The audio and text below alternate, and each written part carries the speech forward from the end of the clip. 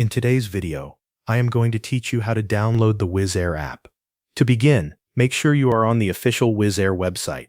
Once you are on the home page, scroll all the way down to the bottom of the page.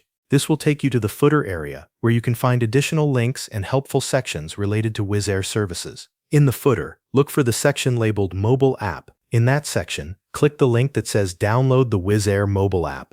This will open the dedicated mobile app page, where you can choose the correct version of the app for your device. On the mobile app page, you will see options for different mobile platforms. If you are using an Android device, click Google Play. If you are using an iPhone, click App Store. Make sure you select the option that matches your device so you are directed to the correct official download page.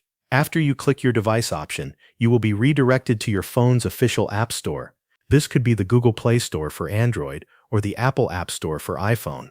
Once the App Store page opens, look for the button labeled Install or Get. Tap that button to start downloading the Wizz Air app to your device. The app will then begin downloading and installing automatically. Wait a few moments while the installation finishes.